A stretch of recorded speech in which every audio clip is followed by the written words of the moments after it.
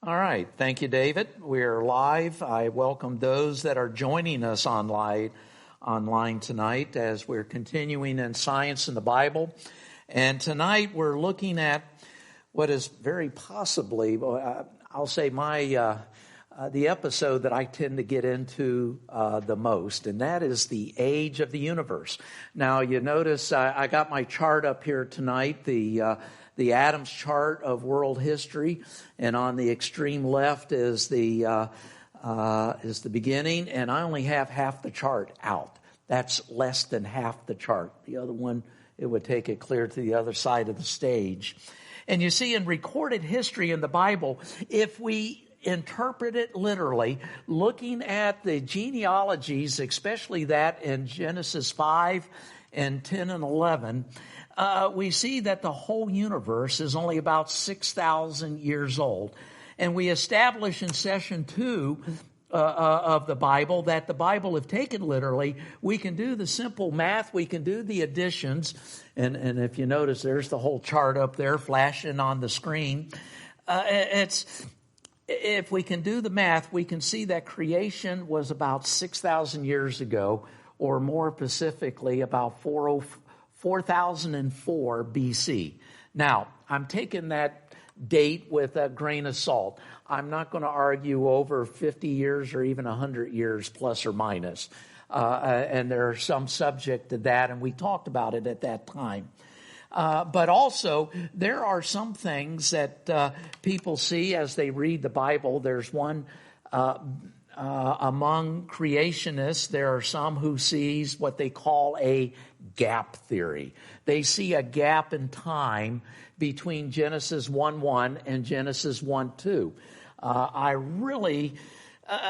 And they say that gap, that is where the billions of years come in and the millions of years. I don't see that in the Bible at all. The Bible doesn't speak to that. And they say it's in that gap that the evolution and the dinosaurs took place. But using the scriptures as a commentary on itself doesn't bear that out.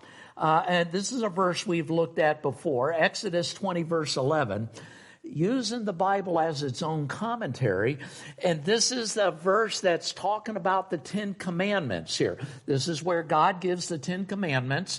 And it says, "For in 6 days the Lord made the heavens and the earth, the sea and all that is in them, and rested on the seventh day. Therefore the Lord blessed the Sabbath day and hallowed it." And so right there, it just says 6 days. It is a literal 6 days. We talked about in an earlier session how these are literal days and why they should be taken as literal days and not as day age, because the Hebrew language demands that. And the thing is what is the big deal about 6,000 years? What is the big deal that we look at a young universe? Sometimes we think maybe we have bigger issues to wrestle with, whether it's abortion or drug use or even salvation itself. But the thing that we have to understand, and why a lot of this is important, is that what the Bible has to say about these things is important. Why? Here's the deal. The Bible is true in all areas. If it's false in one, what other areas are false? It's either all true or it's in suspect. And if it's in suspect in one area, can we trust any of it? So if there are 6,000 years, if the universe is only 6,000 years, there's got to be some evidence to that fact. There's got to be some evidence. And what are they? We're going to look at, and actually the fact of the matter is there is an abundance of evidence out there, but the world chooses to ignore the evidence that is there. I'm going to just mention some of them tonight. Let's go to the moon, on the moon. On January 20th, 1969, man landed on the moon for the first time. How many remember watching that on television? I remember that. We were at our neighbor's house. They had a big color television. And so we were watching it on color TV. which didn't matter because the video coming from space was black and white. But Walter Cronkite was in full color, and I remember watching it. And there was, but one thing we have to understand prior to this first landing, there was great concern and worry about that first landing on the moon. And this is why they sent up probes ahead of time. We had Pioneer and Ranger. Ranger crash landed on the moon. There was the Surveyor unmanned landing on the moon. What was it that they were worried about? Well, if the moon, like the Earth, was 4.5 billion years old, and they understand that there's dust out in the universe. There's dust. Now, do we see cosmic dust here on Earth? Not really, because we have an atmosphere. In fact, we get bigger pebbles that come in, and we call them shooting stars because they completely burn up. But the moon has no atmosphere. It has no weather. It has nothing to disturb dust that will settle from space onto the moon. And they estimate that dust accumulates at about 1 millimeter of dust every 1,000 years. Now, do the math. If there's a millimeter of dust that accumulates every 1,000 years, how much dust will there be after 4.5 billion years? In fact, a very conservative estimate figured that there was 50 to 180 feet of loosely packed cosmic dust on the moon. And some estimates put it at as much as 2 miles deep of dust. Now, what's the problem? Understand that considering that there's no atmosphere, there's no environmental concerns to disturb or erode the dust. And it's with that estimate that the dust might be as much as 2 miles deep. It is with fear that's saying when the spacecraft comes down, they'll be engulfed by all of this dust, and they'll either have to abort the landing or the spacecraft will be lost. And they said they would be buried by the blast of dust and wouldn't be able to take off again. So many precautions were taken, and like I said, they sent up stuff, and they didn't find any evidence of it. And they believe that the scientists believe it was crucial to include huge saucer-like landing pads. Now, this is the picture of the lunar lander taken from the command module. This is an actual photograph. And if you notice on the bottom there's these big discs. That's to distribute the weight. So as it settles down into dust, hopefully it will hold up the spacecraft. But the other thing I want to point out, if you notice on 3 of the legs, there are probes that are hanging down, big sticks that are hanging down. What are those things about? Well, you got to understand they have what we call radar altimeter, so they'll be able to see how high above the surface that they are.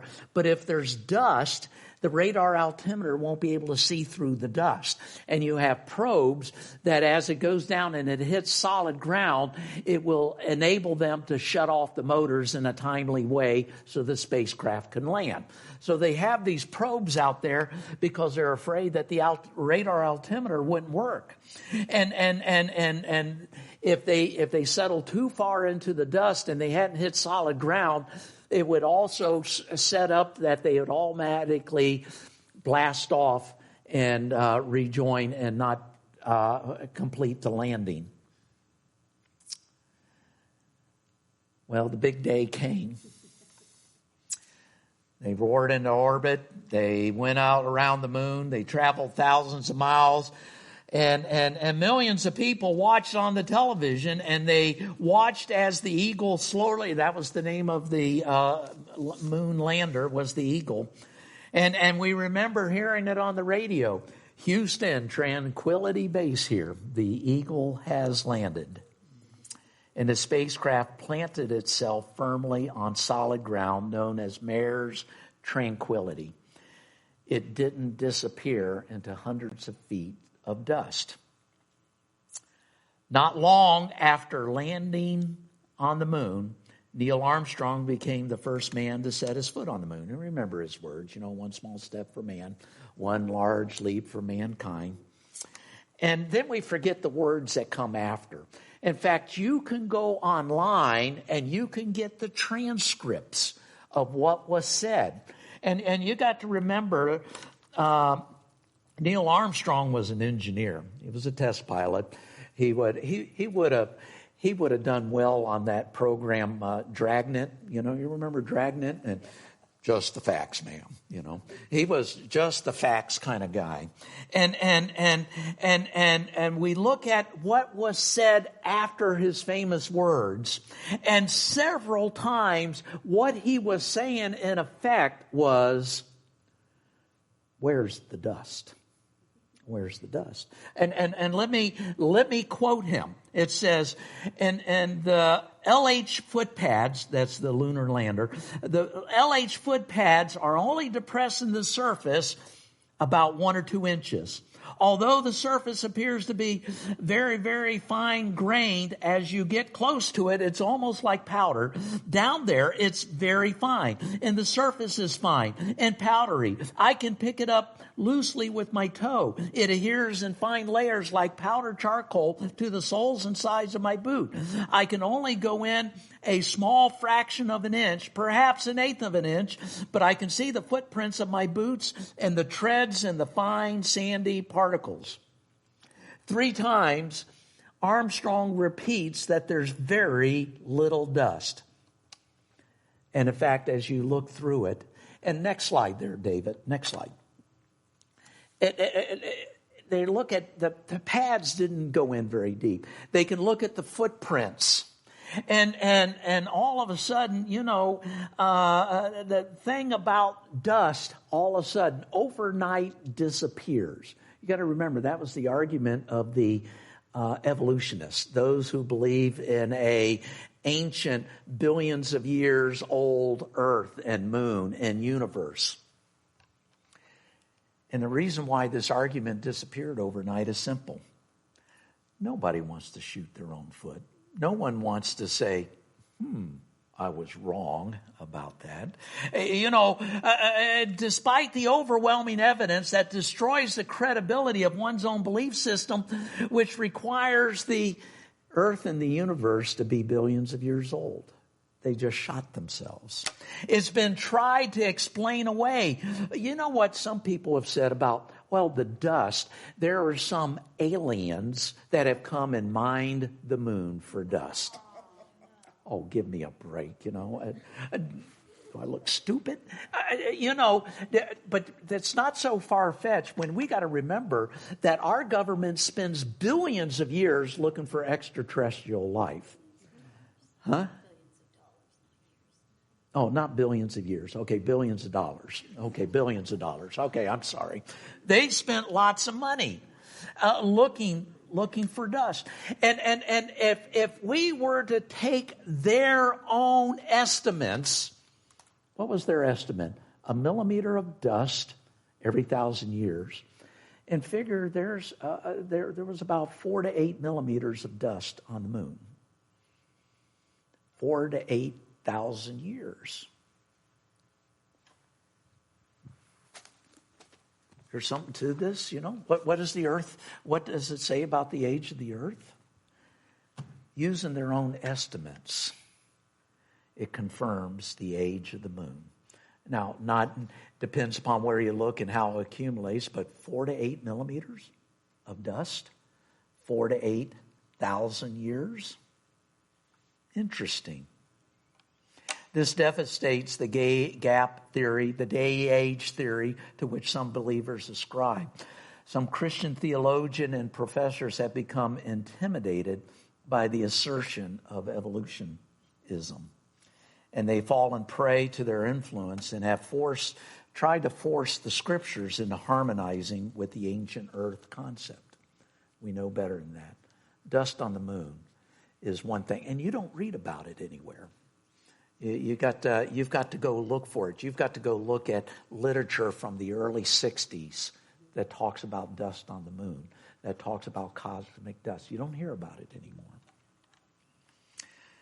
Now, let's look at the next thing that people talk about. How can the universe be 6,000 years old when we talk about billions of light years? Now, understand, when we talk light years, we're talking distance, not time, okay? When we're talking time. If the universe, we look out in the universe, understand when we see stars, we're looking at history. We're looking at light from stars from millions and even billions of light years away. And when we look towards the Andromedan galaxy, we are not looking at it as it is today, but as rather the way it was in the past. At the present speed of light, it takes 2 million years for its light to arrive at our planet. If it takes that long for light to travel, how could light coming from distant galaxies, millions of light years away, have reached our planet if we were only created 6,000 years ago? You see, over the years, the evolutionist's most persuasive argument for an ancient origin of the universe has been the speed of light. Understand, what's the speed of light? It's estimated to be 186,000 miles per second. That means the light from the sun takes about 8.5 minutes to reach the earth.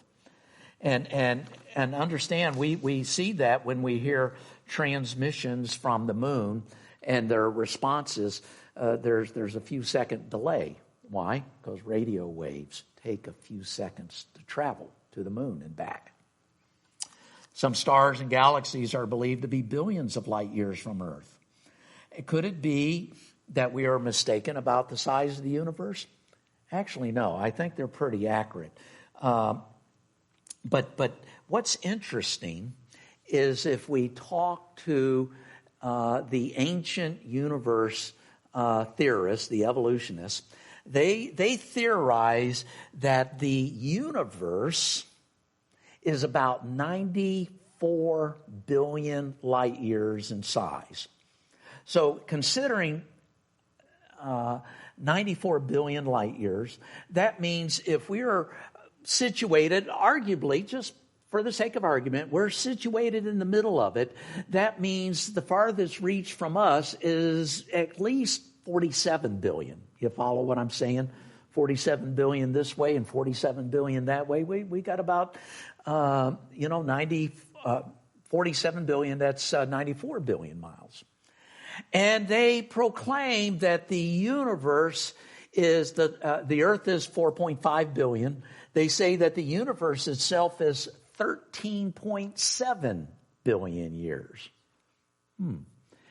If it's 13.7 billion years old, but yet the furthest light from me is at least 47 billion years, how am I seeing it if it's only 30, You understand, evolutionists have the same problem.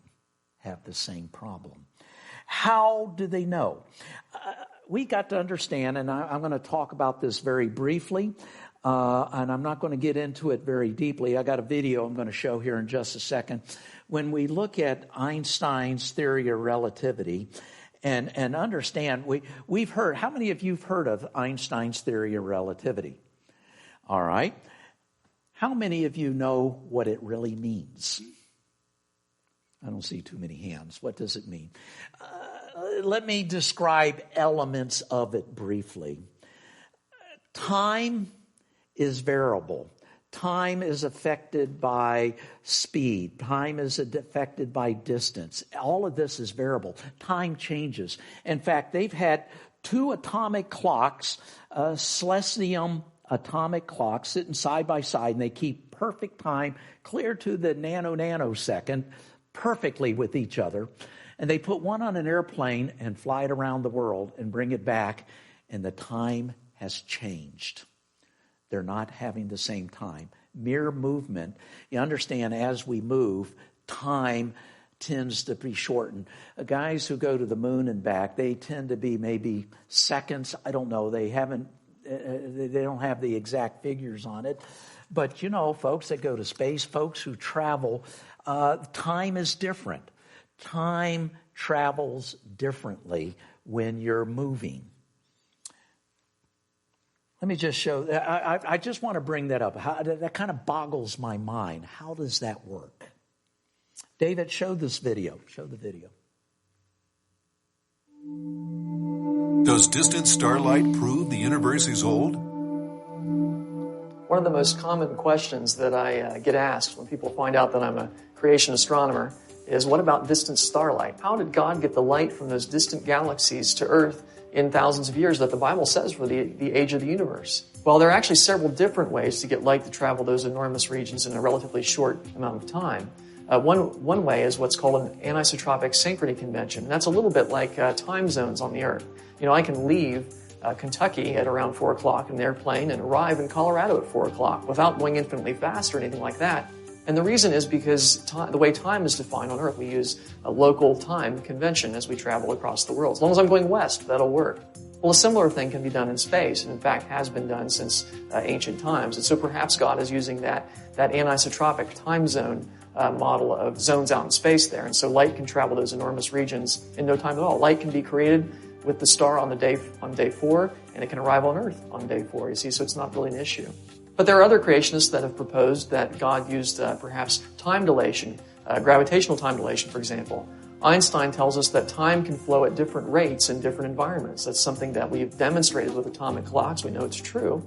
So perhaps time flows more slowly on Earth than it does in the distant region of the universe because the Earth is in a gravitational well. That is, it's near the center of a finite amount of galaxies, and therefore time would flow more slowly on Earth than it does out in the distant regions of space. And so light can trickle in at its own slow rate, but on Earth only thousands of years elapses. That's an interesting possibility. There's also an offshoot of that called Carmelian physics that would allow basically the same thing to happen, but it adds an extra dimension to general relativity. So these are interesting possibilities, but we should also keep in mind the possibility that God may have used a supernatural mechanism. After all, God is not bound by the laws of nature as we are, especially during the creation week when God was doing things in a supernatural rather than a naturalistic way. And so that's certainly a possibility as well. It may be that we can't understand how an infinite God could do it, but that doesn't mean that he can't do it. He's, after all, infinite. One answer that we would not recommend using is that God simply created the beams of light already on their way. And the reason we don't think that that's a good answer is because we see things happen in space. We see stars explode, for example. And if God just created the beam en route, then that means that the star that we saw explode never really happened. God just painted a picture of that explosion along this light beam, when in fact the star never exploded, never even existed. And so I don't think that God is going to create pictures of fictional events out in space there. And if he did out in space, why not here on Earth? We really couldn't trust our senses if God created light beams that don't really come from their source. So I don't think that's the best explanation. And another thing I want to point out, though, is that the Big Bang, the alternative to biblical creation, also has a similar type of problem, a light travel time problem of its own. It's called the horizon problem. And basically it has to do with the cosmic microwave background that we see streaming from the distant regions of the universe. We find that it's very uniform. And that shouldn't be, because in the Big Bang model, it should have different temperatures at different places. Why is it so uniform?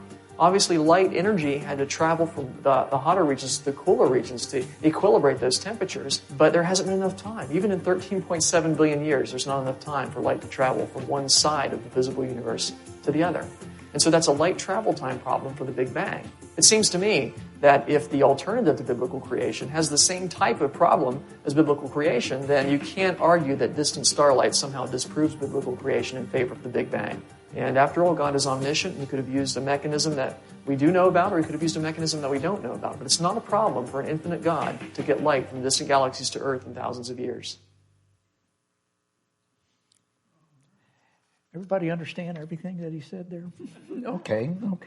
Understand, this is a guy with PhD in astrophysics, okay? And understand these things are complicated. I remember when I was in seminary and I took a course on creationism, and that was a course given at the same time that we did an exegesis of Genesis 1 through 11. And so they were given together because of the relationship between the two. But in the creation class, I had to write what I thought and why I thought it, or what I believed. And you know, I remember the starlight problem, and I didn't have some of these, I didn't have done that research or that sort of thing. And I had to decide, am I going to believe the Bible, or I'm going to believe what they tell me in science?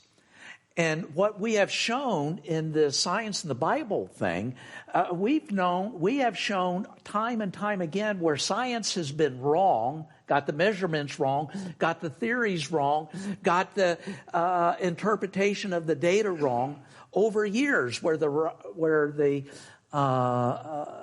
Bible has been right all along. And so I remember consciously thinking, I'm going to believe the Bible, and science just has not caught up yet. And as this guy mentioned, there may be processes and physics involved that we don't understand yet. However, having said that,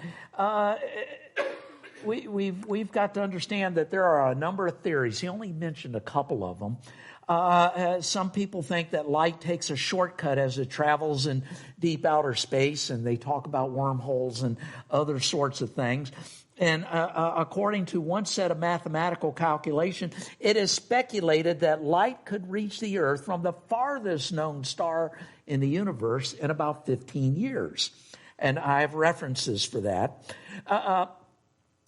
One explanation that starlight that God created in a mature universe where the star was created with its light trails. As he mentioned here, I don't go with that because that means we are seeing things that never really happened. And so I don't think it's the light trails. But another theory that is out there, and actually it's getting more acceptance in the scientific world, and goes back to the second law of thermodynamics. Do you remember the second law of thermodynamics? And remember, I said I'll be bringing this up numerous times, and here's another time. And that says that everything in the universe is dying. Everything goes from high energy to low energy. Everything goes from a high order of organization to a low order of organization. Scripture talks about that. It talks about the universe groaning because of sin. Romans 8 verse 22 says, we know that the whole creation groans and labors with birth pangs together until now. If all of the creation groans and is affected by sin, why not light also? Because light is a creation of God. Is it possible then, like every other part of creation, light is subject to the law of decay and has been slowing down? A guy by the name of Barry Setterfield, an Australian astronomer and physicist, has done extensive research regarding the speed of light. His research seemed to invalidate the assumption that the speed of light has been constant. And it confirms the Bible truth that every part of creation is subject to decay. And he has this theory, it's called CDK. And what C is, remember the Einstein's formula, E equals mc squared. C, it stands for the speed of light. And he says C and then decay, meaning the speed of light decays. It's called CDK for short. And he examined the data regarding the speed of light and over history, and to his amazement, and what's interesting about this guy, he was not a Christian before all of this, but the implication of it. He became a Christian, became a creationist. He realized that the speed of light has not been a constant as evolutionists have thought. His conclusion revealed that light traveled much faster in the past. So if light is slowing down, the speed of light is slowing down, then it's a natural assumption that if it's slowing down, at one time it was a bit faster. Okay? Let's look at that. Such a discovery should have been expected. Why should everything in creation be subject to the second law of thermodynamics and not light itself? So Setterfield, he created a graph based upon the data from his research. Now, I know this is a eye chart or an eye test here, but let me explain. To the right side is present time. okay, and where the speed of light is. And actually, he's gone on to say the speed of light has appeared to be pretty constant since the 1960s. It's starting to flatten out. But if we go back, and the chart only goes to 1740, back in history, we can see that it has sped up, and it lists speed in terms of kilometers per second. And I'm not going to convert all the numbers there and everything, but it looks like it has speeded up. And if due to extrapolated data, understanding he only has limited amount of data, but if he extrapolated the data and went with the curve, and we were to go back a few more years, if you will, he estimated that somewhere around 4000 BC, 6,000 years ago, the speed of light would have been nearly instantaneous. Not infinite, but nearly instantaneous. That means if God created the stars in the far reaches of the universe on day 4, light could have been on Earth on day 4 as well. Isn't that interesting? You see, if you change the speed of light, and the speed of light is slowing down, that changes a lot of things. His theory was starting to upheaval the whole world of physics. You know, he was blacklisted. He was barred from going into various observatories and laboratories and things because anybody who thinks that the world of science hasn't been politicized and socialized and woke today, if you will, is kidding themselves. Unless you go with the approved narrative, you are barred. His writings have been barred from scientific journals and everything else. But there has been a few scientists in recent years, Paul Davies, who is a raving atheist, but is starting to buy off and understand this. Because you can't ignore the data, you know, that's saying, you know, this guy may have something going on here. And it's upholding. And it tends to raise a lot of questions. When the scientific world discovered that he was a creationist, his writings were banned. Now, we got to remember this is a theory. I'm not saying this is fact. But this is one of many theories that are out there. And this is a theory that we can understand, if you will. If the speed of light was once faster and it is now slower.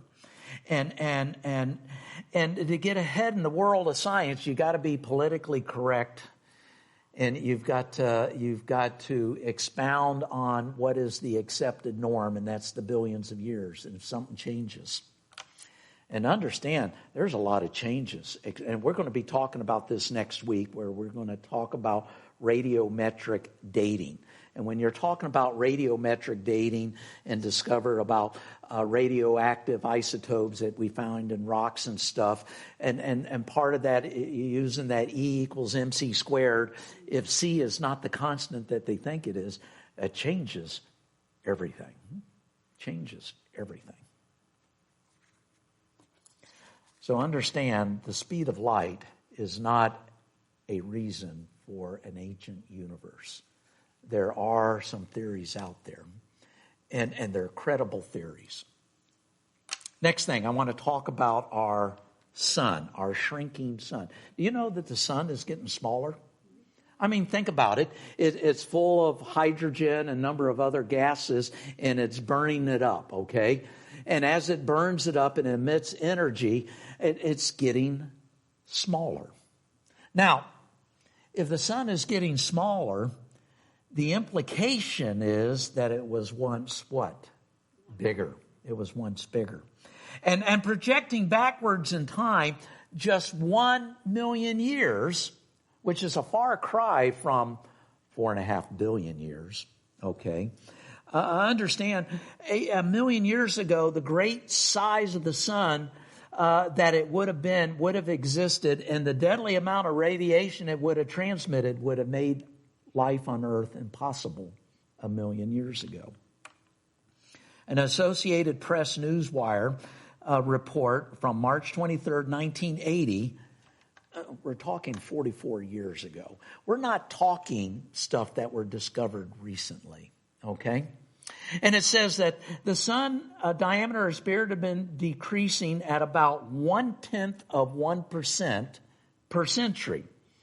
And the newspapers across the country had the headline, "The sun is shrinking." Okay, duh. That stands to reason.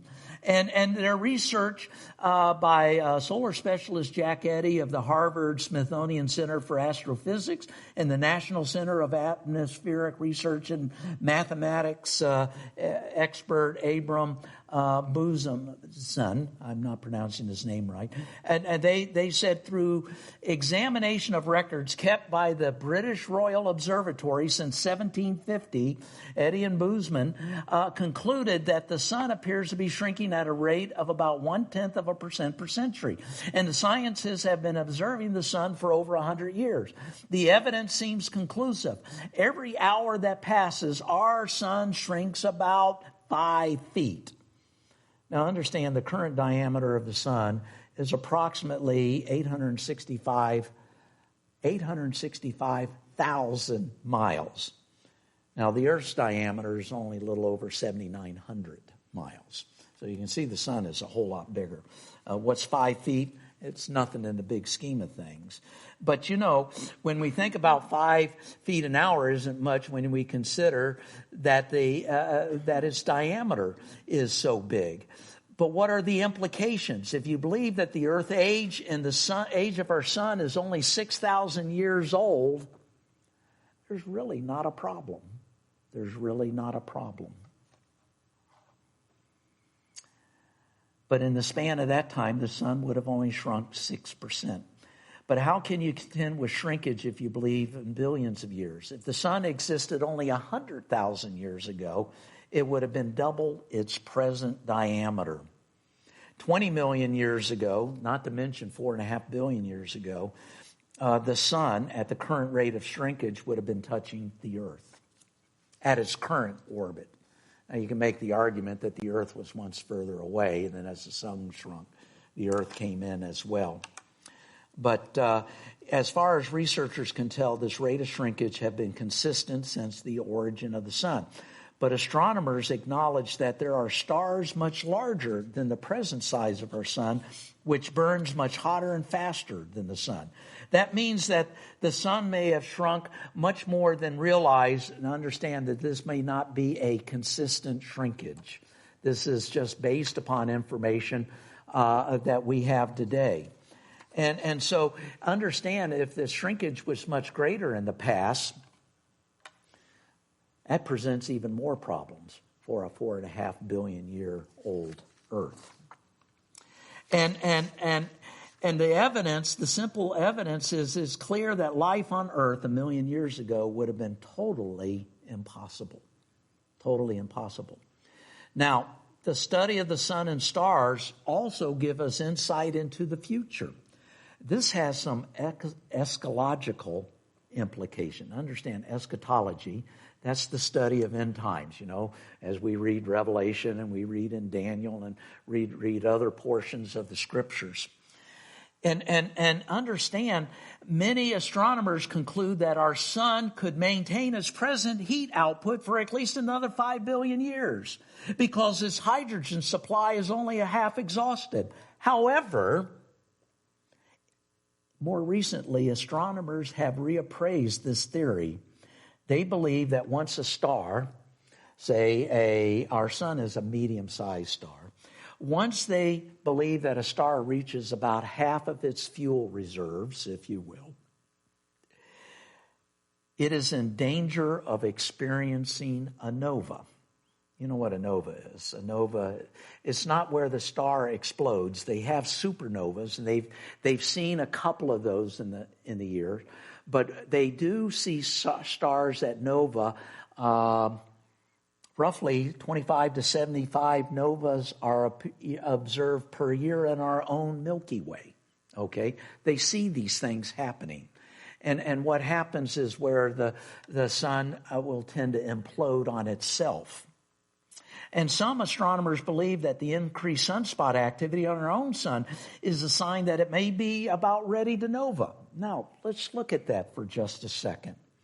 What happens when it novas is for about a 1 or 2 week period, the sun all of a sudden puts out a lot more heat and radiation. It gets hotter for about a week or two, and then it goes dark. Interesting. Isaiah 30, verse 26 says, moreover, the light of the moon will be as the light of the sun, and the light of the sun will be sevenfold, as the light of 7 days, and the day that the Lord binds up the bruise of his people and heals the stroke of their wound. Understand, if the sun gets brighter, the moon will reflect that much more light. And if the sun is 7 times brighter, there's a whole lot. It's going to be daytime at night where the moon shines. And the sun would become many times hotter. Now, John prophesied in Revelation 16, 8-9, and this is talking about pouring out the bowls of wrath, God's bowls of wrath. It says where men are scorched. And it says the fourth angel poured out his bowl on the sun, and the power was given to him to scorch men with fire, and men were scorched with great heat, and they blasphemed the name of God who has given power over to these plagues, and they did not repent and give him glory. Understand, if the sun goes nova, it's not like life on earth would end immediately, okay? There's going to be some time given here. The sun would scorch the earth, but remember, this would only be 7 to 14 days. Okay, 7 to 14 days. And then, number 3, the sun became dark, as Joel and Jesus prophesied. In Matthew 24, verse 29, he says, immediately after the tribulation of those days, the sun will be darkened and the moon will not give its light. The stars will fall from heaven and the powers of heaven be shaken. Boy, there's a lot that can be said there. There's talking about all of a sudden we're going to, the universe wasn't made to last forever. If the sun is noving, maybe a lot of other stars will nova and go dark as well. And they talk about the lights of heaven will be turned off. How would that work? Maybe the Bible is a lot more, listen to what I'm saying here. Maybe the Bible is a lot more literal than we take it. We said, well, maybe this is symbolic. And could the darkening of the sun also be the 5th bowl? We read about the 4th bowl, but the 5th bowl of wrath, Revelation 16, 10-11. And the 5th angel poured out his bowl on the throne of the beast, and his kingdom became full of darkness. And they gnawed their tongues because of the pain. They blasphemed the God of heaven because of their pain and their swords, and did not repent of their deeds. Darkness. Joel talked about the sun being like sackcloth and the moon like blood. The sun, Joel 2, verse 31, and the sun shall be turned into darkness and the moon into blood before the coming and great awesome day of the Lord. Understand, we've seen blood moons, if you will. Understand what a blood moon is. There's 2 types of shadows that the earth casts from the sun. And if the moon is not in the main I forget the name of it, but the main shadow where the moon is completely covered up, but is in the secondary shadow, it turns red because of the reduced light and everything else. If the sun goes dark, it doesn't mean that it's not emitting any light, but it's emitting very little light, and it's probably emitting light in the red spectrum. So we look at the moon, and the moon only reflects what it sees from the sun, and the moon will turn blood red. Okay, we're talking about colors here. Could this be literal? Could we be talking about things that are happening? And the study of the past reveals clues about the future. And if the Bible is accurate about the past, as we have seen, how much more literal in the description of events in the past? How much will the Bible be accurate and literal about things in the future? This is scary stuff. When we look at it, could the scriptures not be talking in terms of metaphors and analogies? could it be talking quite literally what may be happening in the future? And there's reason to believe that. Okay, new subject. The rate of Earth's rotation is slowing down. You know, the Earth is spinning. And how fast does the Earth spin? How far does it spin in a day? Well, that's our movement on the Earth. Yeah, about 1,000 miles per hour at the equator. But how long does it take the Earth to rotate? This is a trick question. I asked this question about 3 or 4 sessions ago. How long does it take the Earth to rotate 360 degrees? I think it's like 23 hours and 56 minutes. Give or take. That's about right. At the turn 360 degrees, it takes 23 hours and 57 minutes. What it takes 24 hours is to come back to the same position on the sun, because you got to remember the Earth is rotating around the sun. So as it rotates, it's got to turn a little more than 360 degrees to face the same place on the sun. However, the Earth's rotation is slowing down. And you know, every now and again you hear that science has to add a leap second because time is slipping, time is slowing down. Not time per se, but the Earth's rotation is slowing down. And if it's slowing down slightly with time, that means if we go back in the past, if it's slowing down today, that means the Earth was rotating what? A little faster in the past. That means days were a little bit shorter years ago. And understand it's slowing down because of the tides and the effect of the moon and everything on here. And the moon has an effect on the Earth's rotation. And atomic clocks show that the modern day is longer about 1.7 milliseconds than it was a century ago. Okay. And so we have leap seconds every once in a while. And the analysis of historical astronomical records show that a slowing trend of about 2.3 milliseconds per century since the 8th century. And so if the Earth is billions of years old, the rate that it was initially spinning would have been so great that the centrifugal force would have meant that the Earth would have been fatter. Okay, as you spin, it's going to get fatter and squished down at the poles. Right now, you understand that the distance from the North Pole to the South Pole is just a few miles less than it is at the diameter at the equator. And that's because of the rotation of the Earth. It's only a few miles. But even 50,000 or even 500,000 years ago, the Earth would have been spinning so fast that at the equator it would have developed a much more bigger bulge. And if the Earth is as old as evolutionists claim, where's the bulge? Where's the bulge? But we don't see that. We don't see that. The Earth is not middle-aged, nor is it old or ancient. It has to be younger than 500,000 years. A long way from the 4.5 billion years, if you will.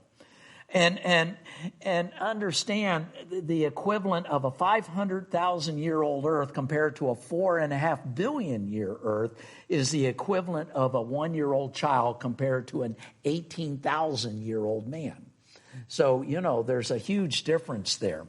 And it can be seen that the Earth, just by the little bulge that it has, it can't be hundreds of thousands of years old. Okay? So the Earth is slowing down. Now, understand it had to have been much faster in the past, but if we're talking 6,000 years, we don't have a problem here. Okay, so the Earth was a few seconds, days were a few seconds shorter 6,000 years ago. Not a problem, not significantly. Now, related to that, and that is the Earth's magnetic field is decreasing. The Earth's magnetic field is decreasing.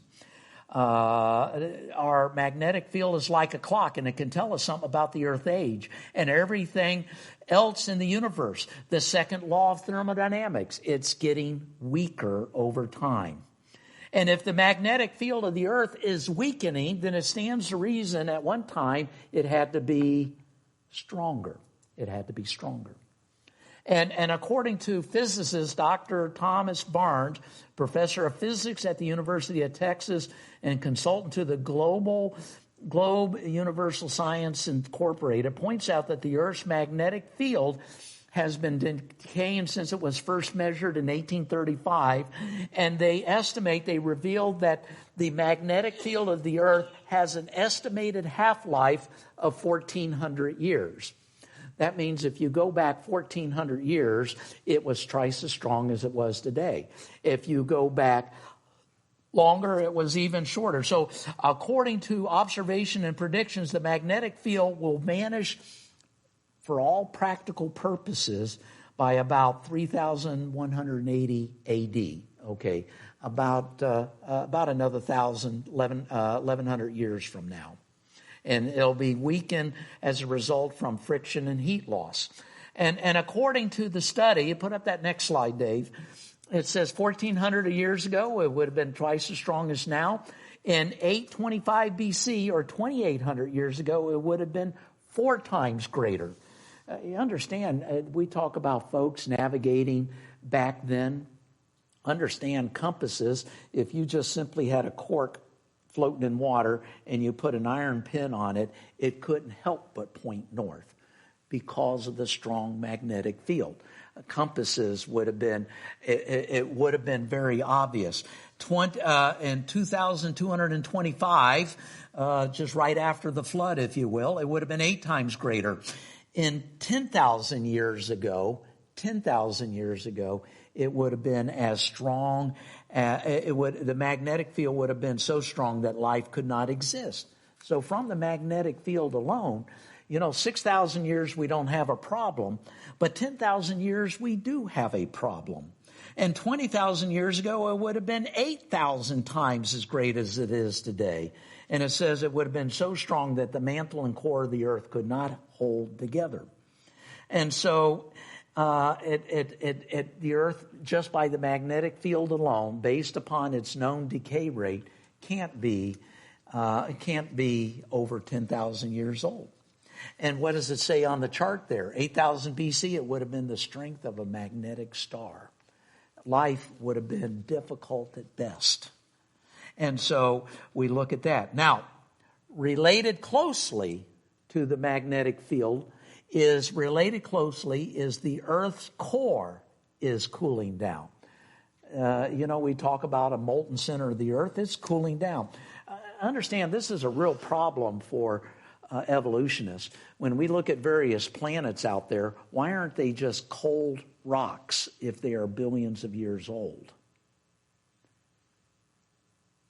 But yet we're still seeing volcanic eruptions in various planets and things. If the Earth is cooling down, it has to stand reason that at one time the Earth core must have been a little warmer. Understand, a lot of the friction created by the magnetic field has a lot to do with that. And calculating what the temperature would have been 10,000 years ago, life could not exist on the Earth as the heat would have been too strong. The Earth under a strong magnetic field would have been a lot like an animal struck by a lightning bolt. A strong magnetic field has something in common with electricity, and both has the potential to destroy life as the extreme heat they generate. And the heat produced by the currents with the magnetic field would have been 250 million times the heat found in today's core.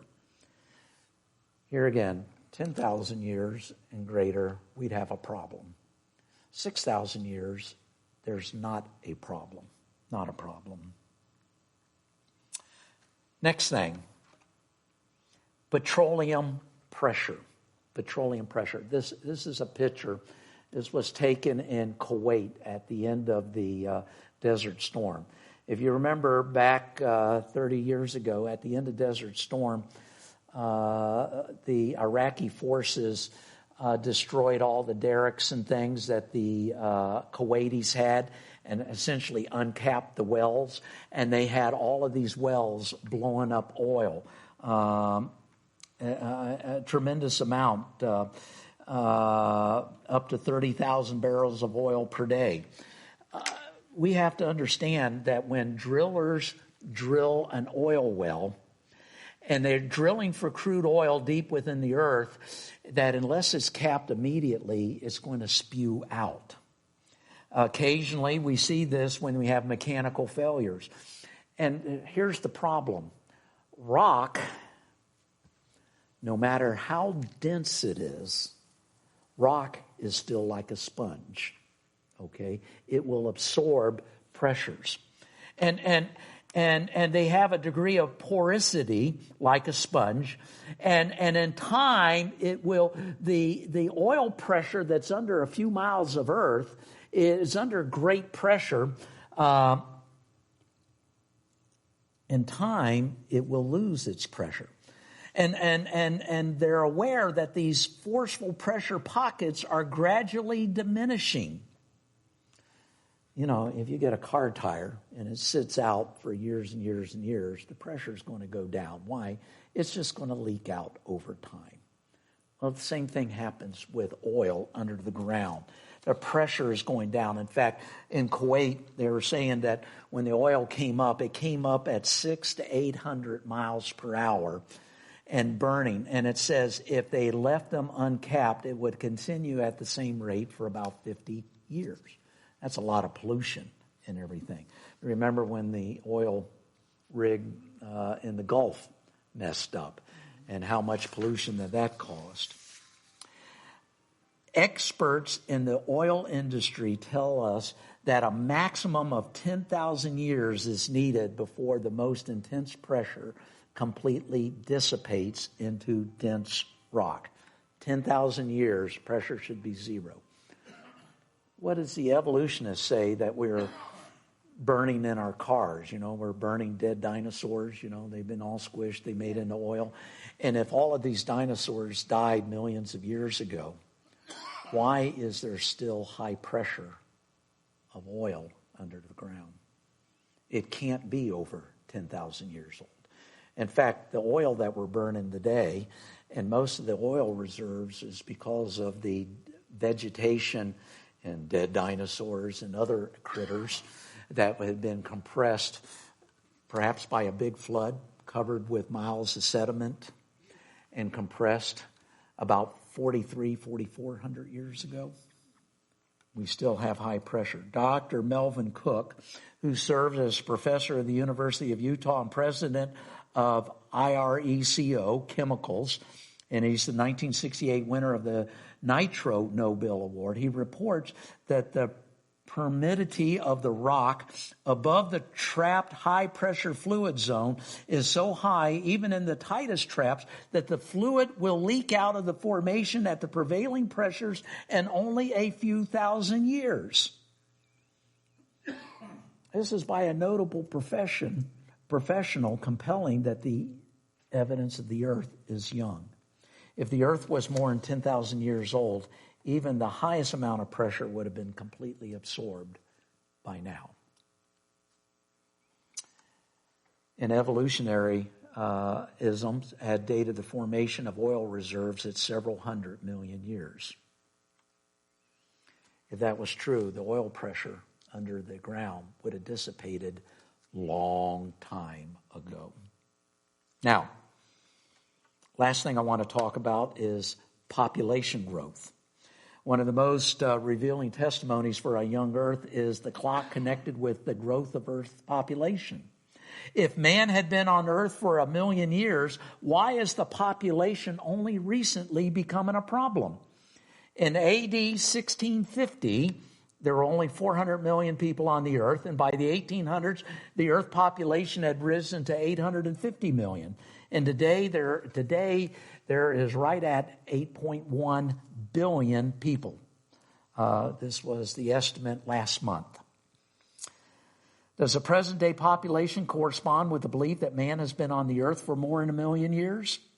calculating from 1 million years ago, what should the population of the earth be today?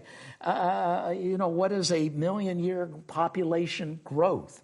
Now, evolution doesn't say anything about the general animal population. It would seem that the animal population would be even greater if we were more than 1 million years old. But we found that many animals become extinct. Now, one of the arguments, next slide there, David, arguments that the population of the earth would have leveled off for many tens of thousands of years was due to limited food supplies. And so you can see that the population had leveled off for a while, and then when they learned how to farm and everything else, the population started to increase again. Well, there's a problem with that. If we went for 1 million years, even at a low population of 1 million people, where are all the remains? Where are all the bones? Where are all the graves of the people that were there? And they're non-existent. Let's look at the record of the Jewish people, for instance. Understand the Jews have a homogeneous group, more so than any other race of people on the earth. And applying a simple population growth formula to the Jewish people from Abraham forward, we can determine approximately the number of Jewish people living today. And despite the Crusades, the Inquisition, the World War II Holocaust, the world's Jewish population has increased from 8 people around 2000 BC to approximately 18 million today. That means their population has doubled every 175 years. Now, applying this 175-year figure to the entire world population today and calculating backwards, it's estimated, and understand this is not an exact figure, but using that 175 years, calculating backwards, it would said that the population would have been 0 about 4,800 years ago. Now, if you remember, and if you look at our chart here, about 4,300 years ago, there was a big flood where there was 8 people saved. And so counting forward, understand the estimates are pretty close to population growth since 4,300 years ago. Assuming man's existence began only 500,000 years ago, according to evolutionists, and they suggest 1 million years or more, and the population only doubled at an average of every 1,667 years to reach its current levels. And to consider using this figure is just foolish. We know that's wrong. Now, next chart, David. Remember, we use human population growth as one of the evidence of the worldwide flood of 4,400 years ago, actually 4,350. And that fact lines up with the biblical model.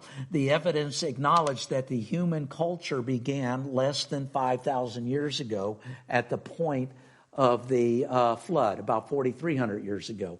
So remember, we talked about the population pre-flood was probably a couple of billion, but then it was reset to 8 people at 4,300 years ago.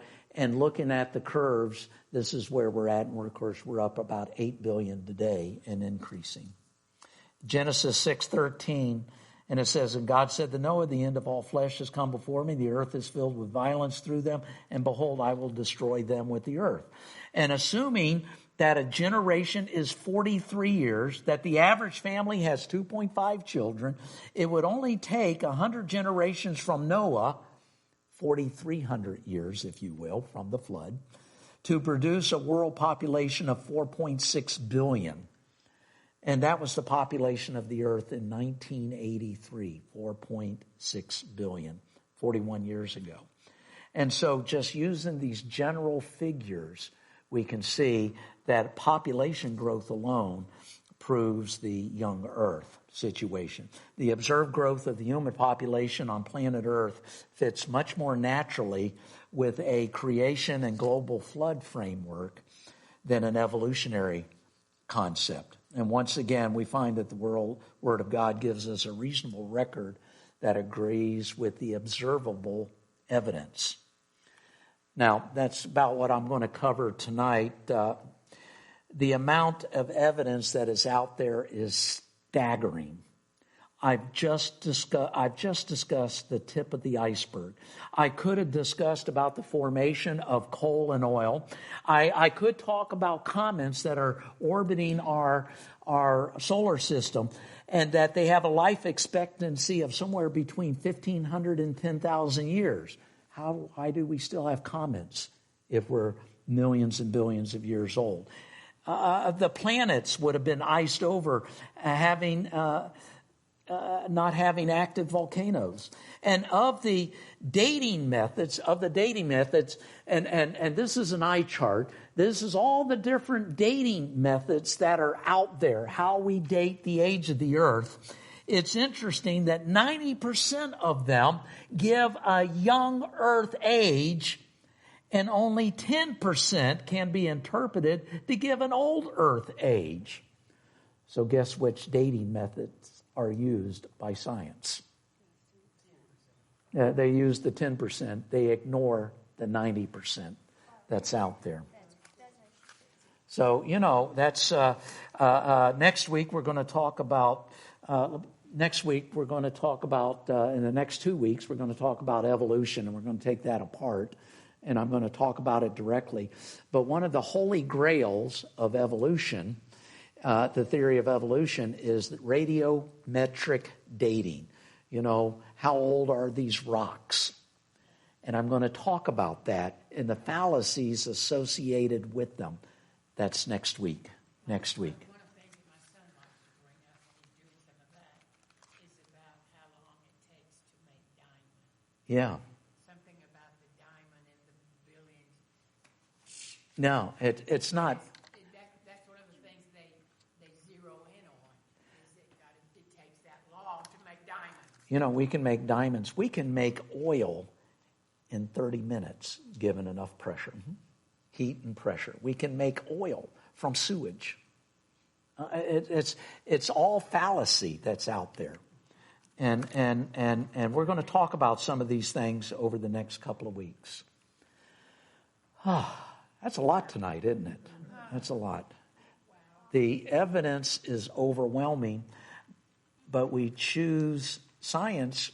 It will ignore evidence that doesn't go along with what's politically correct and what speaks to the norm. You understand they've replaced God with billions of years.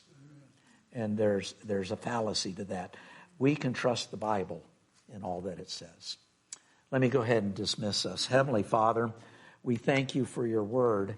And Lord, as we look into the evidence around us, Lord, the evidence only confirms your word. And Lord, may we take your word literally, and may we understand your word, and Lord, may we stand upon your word in a world that is diametrically opposed to it. Lord, as we go out from here, Lord, we have a world that is diametrically opposed to you. And Lord, may we stand firm. May we put on the whole armor of God. And may we understand that everything that you speak of in your word is true. Watch over us, guide us, protect us. And Lord, may everything that we say and do bring honor and glory to Jesus. For it's in his holy name we pray. Amen. God bless you all. Y'all have a great rest of the week, and see you Sunday.